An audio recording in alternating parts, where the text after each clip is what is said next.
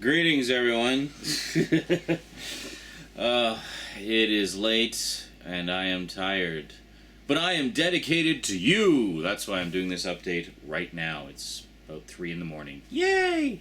Okay, well, I promised you the last round of updates, and then we gotta get into some Halloween stuff, because it's already the 4th of October.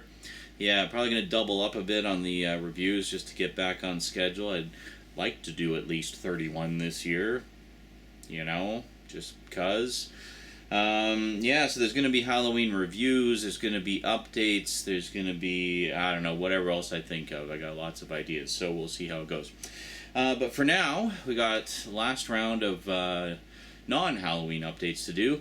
This time is video games. Yes, lots of video games. In fact, so many video games that I'm going to have to split it up into 3 parts. But don't worry, it's not going to be spread out across 3 days.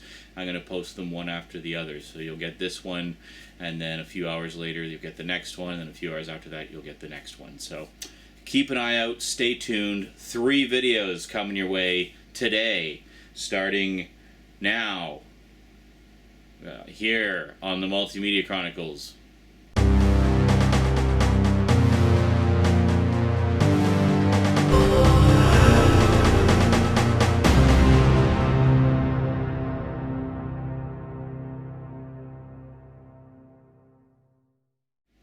Welcome back.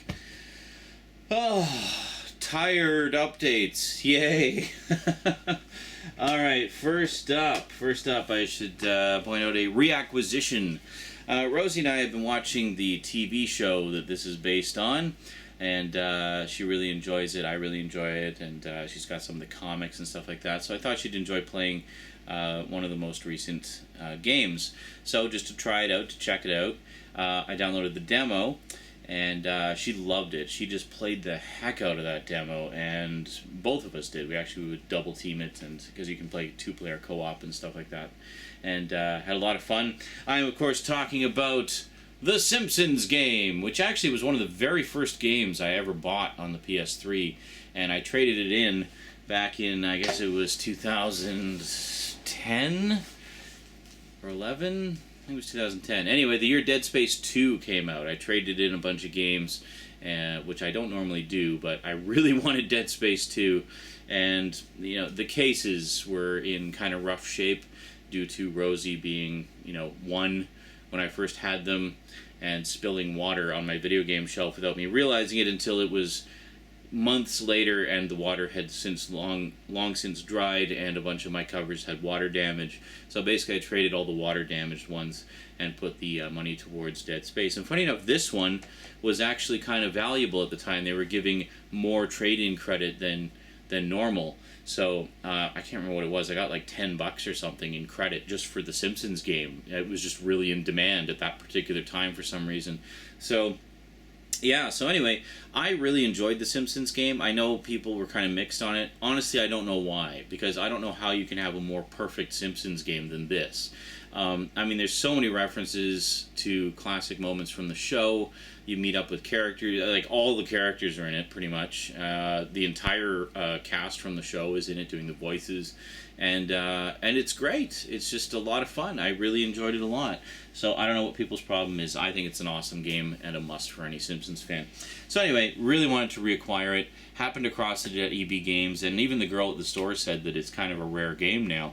So I was happy to finally find it. Yeah, I grabbed it off the shelf and I just showed it to Rosie, and she was like, "You have to get that."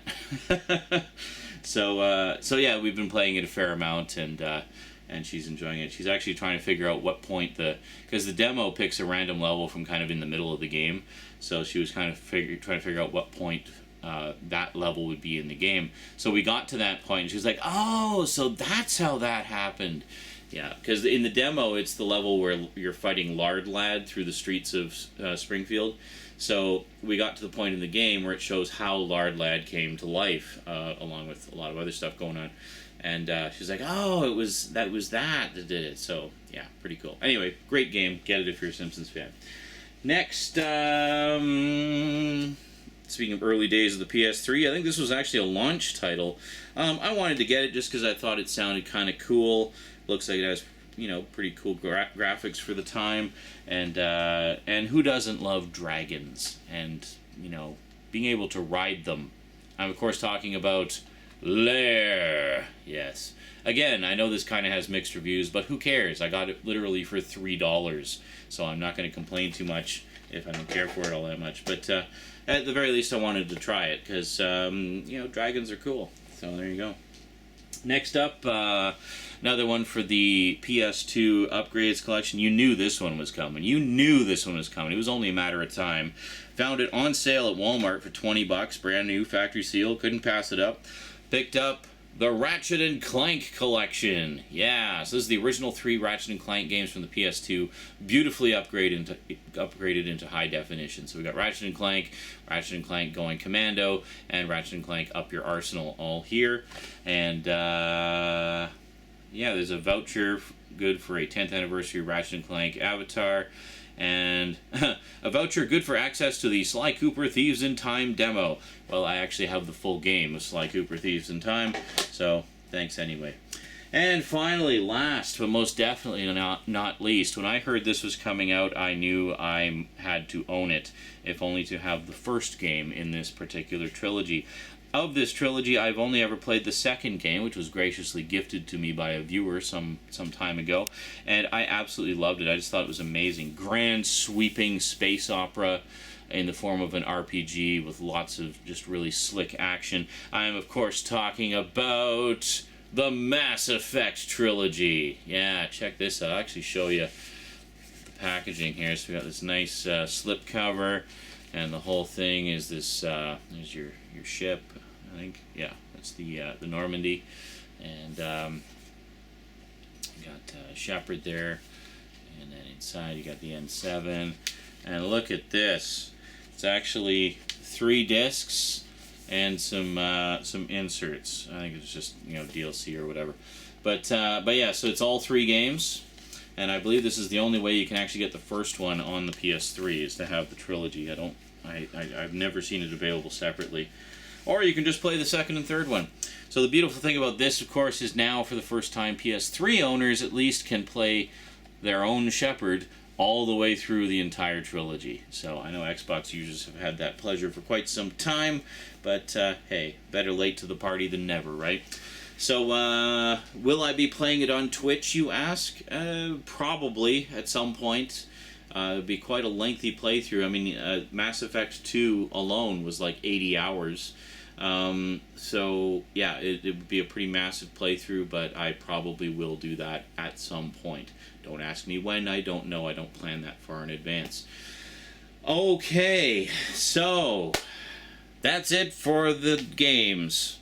Told you it was a massive update. 4 whole entire games. Wow, have you ever seen such a massive update? You can probably sense the sarcasm in my voice. Oh yes, there's more. Oh, there's more. Yeah, because I have discovered the wonderful world of digital downloads. Yes, the glorious, glorious PSN and all the treasures therein. In particular, since I think I mentioned at the end of my last update, I recently discovered you can add money to your PSN wallet through PayPal. Yeah, I think I mentioned it again in the footage you're about to see. But yeah, that's just awesome. And made it far too easy to buy stuff. Yeah, I went a little crazy. Just a little crazy. So much so, as I mentioned at the beginning, we got to split this up into 3 updates. But that's okay. Games, games, games. Alrighty, so basically we're going to split this up more or less by platform. So we'll do... how are we doing this? 3 parts? 2 parts. No, we'll do it in 2 parts. Because, yeah, we'll do PS1 and PS2, and then we'll do PS3 and PSN. So there you go. Alrighty, so I'm going to head over to XSplit, the program that I use to do my Twitch streams, because it will allow me to actually take you on to the PS3 and show you firsthand all the cool stuff I got off the PSN. Now, some of them you may be wondering, well, hey, Sean, I thought you were all about physical media. And yes, for the most part I am, but I'm also about convenience. So in some cases I actually have the disc versions of the ones you're about to see, but wanted to get the digital version solely for convenience. So I could have the disc version, for the collection, but have the digital version to play. Because then I can use the wireless controller for the PS3, and it's also a lot easier to stream on Twitch with the digital versions. Also much nicer quality with the digital versions than having to use the old RCA cables and stuff. So yeah, there's a lot of reasons. The other reason is availability and price. A lot of the time, a lot of the games I got are hard to find now, and they're collector's items. So I mean, I could shell out $30 to get the disc version off eBay if I can find it, or I could pay $6 or $10 and get it off PSN, and still have the same game experience, just without the packaging. In fact, I mentioned on the when I was doing my one of the early parts of my Fatal Frame playthrough for Halloween this year, I was saying how one of the drawbacks of getting the digital versions is you don't get the instruction manual. While it's nice just to have the insert, it's also nice to actually have the instructions, because sometimes it's not entirely obvious what the controls are. So it's, you end up with a bit more of a learning curve sometimes, I think, when you go with the digital versions. But, what can you do? So, yeah, so there's a lot of reasons for that. In particular, the ones you're going to see in this part, the PS1 and PS2 games. Yeah, it's a matter of convenience more than anything else, and just being able to have them conveniently all right there in one location, rather than having to swap discs all the time and stuff like that. And then I can keep my originals all nice and safe in the cupboard, and just play the digital versions at my leisure. So let's not waste any time. We've got a lot to go through. So let's check out the PSN acquisitions of PS1 and PS2 classic games. Wow, been a while since we used this camera, eh? I figured the easiest way to show you the PSN games would be to take you on to XSplit, which is the program that I use to do all my Twitch live streams. I figured, why not? It's already hooked up, and I can show you the PS3 stuff in 720p at least. So let's take a look-see. There we go. Okay, so as you can see, I've got the old Bioshock thing going on there. Theme, quite cool. Okay. So, as I mentioned before, I recently discovered that you can add funds to your PSN wallet via PayPal, which now I do have a credit card, but doing it through PayPal is just really quick and easy and convenient. So I went a little PSN crazy. So let's start down at the bottom here, where we have the PlayStation games. So this is PS1 stuff available on the PSN store. Go right down to the bottom here. This isn't all stuff that I bought recently. Castlevania Symphony of the Night. Hold on, damn it. Hold on a second. Let me just reposition. There, I'll just cover up the time. Alright, good enough. So Castlevania Symphony of the Night, of course, I bought ages ago. I actually did a review of it back in one of my 2 podcast episodes that I did.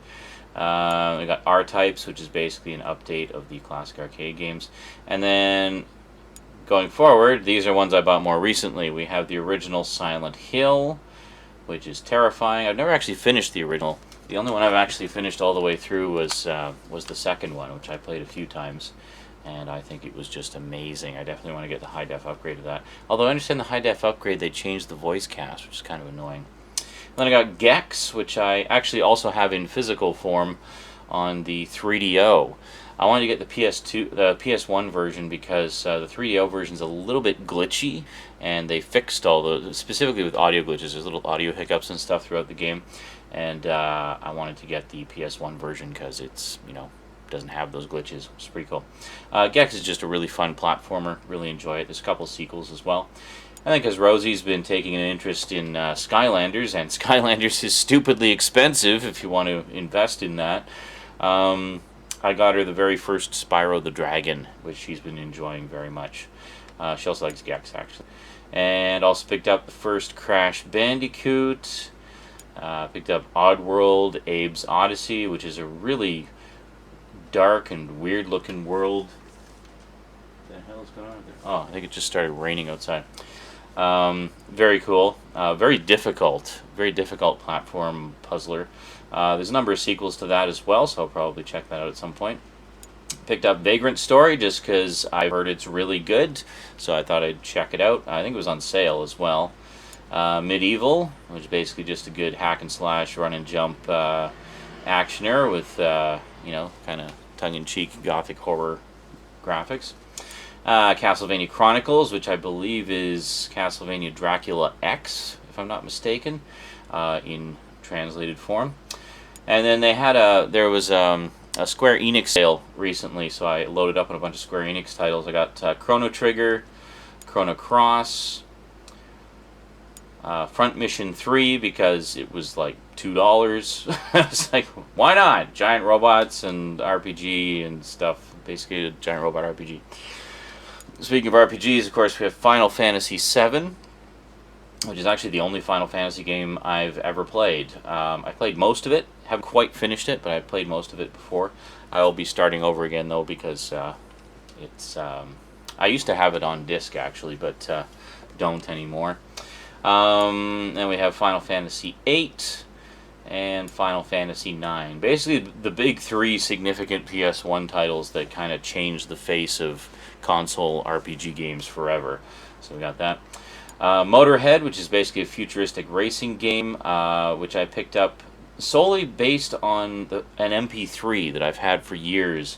I don't even remember where I got it, but somewhere in the early days of the internet, I happened across an MP3 of the menu music for Motorhead, and I just loved it. I thought it was just the most rippin' track.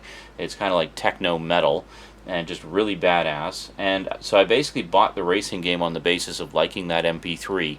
And as it turns out, it's a pretty awesome racing game too. Both Rosie and I have been playing that a lot lately, and love both the action and the music. Then we have Rayman, which is pretty notable platformer, very popular. I remember that Rayman was a big deal when it first came out because it was the first game, one of the first games to use a 32,000 color palette. Most games at the time were 256 colors or thereabouts. So this was the first one that used, I guess it was the Super VGA palette or something like that, and it had a full 32,000 colors on screen. Nowadays we don't even care. Everything's 24-bit or 32-bit color, so it doesn't matter anymore. But back then it was a big deal, and they made a big point of mentioning that on the packaging. It was 32,000 colors. As for the game itself, it's a pretty decent platformer. Very colorful graphics, as one would expect from the copy on the box, and just fun, good stuff. Dino Crisis, which the Geeky Crew has been edging me to get for ages, and nudging me to get, wanting me to get, whatever. Basically because they want to watch me play it and get really scared. Apparently it's very tense, and they expect to see lots of me screaming like a little girl and a lot of rage as I try to deal with the various creatures they're in. I've never played Dino Crisis. I know nothing about it. I think it's like a first-person sci-fi horror type thing. I'm assuming with dinosaurs and a crisis of some kind. Yeah. Then we got Future Cop LAPD. I remember my stepbrother used to play this a lot on the PC. I think it was originally a shareware game, much like the original GTA was a shareware game, and the original GTA was another one that we played quite a bit around that time.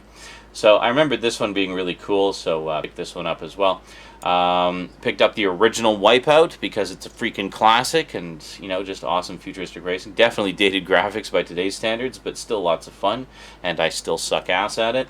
And finally, we got Destruction Derby, which is basically just a good old-fashioned racing game where you want to try to total the competition as much as you can without getting totaled yourself. So, there you go.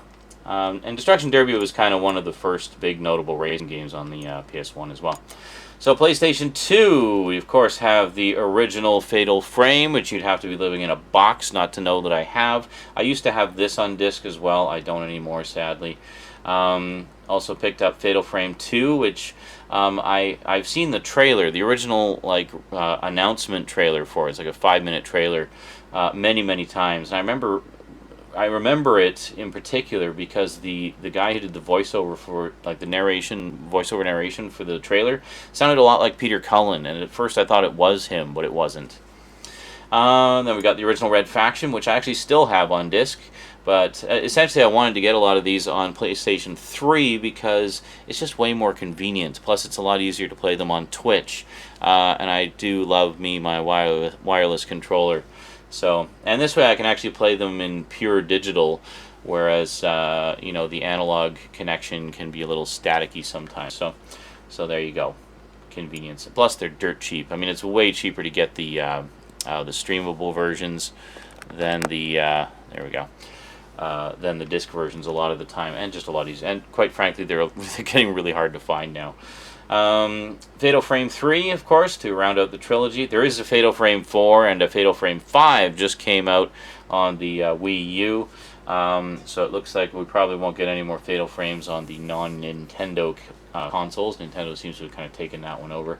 But oh well, at least we can enjoy the first 3, and I'm certainly enjoying replaying the first one at this point in time. We've got the original Siren, which I also have on disc, but again, just basically picked it up for PS3 to just for the convenience of being able to play it on the PS3. Grand Theft Auto 3, which was, you know, everybody knows this one. It's one of the games that changed everything. You know, introduced, I mean, there have been a lot of open world RPGs and stuff like that before, but this was the first really sort of open world action game. This was the one that really showed me the future of gaming, and just blew me away, and still a lot of fun to this day. And then my all-time favorite Grand Theft Auto game, which I do have the disc version of and the strategy guide. I just love this game so much. It's like stepping in a time machine and going back to the 80s. It's just amazing. Love this game. And then, of course, Grand Theft Auto San Andreas. I should mention they had a Rockstar sale recently, too. I got all 5 of these GTA games for a total of about $16 on the PSN, so that's not too bad at all. So I got San Andreas, of course, which is the biggest of the games on the PS2. It's just massive.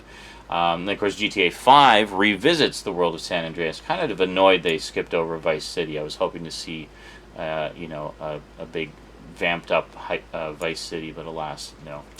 And finally picked up Liberty City Stories and Vice City Stories. I'm in the middle of playing Vice City Stories, actually, just to go back to Vice City.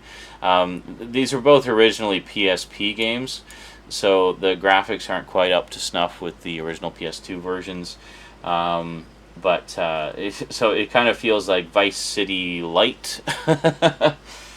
And there you have it. Not a bad selection of classic gaming action.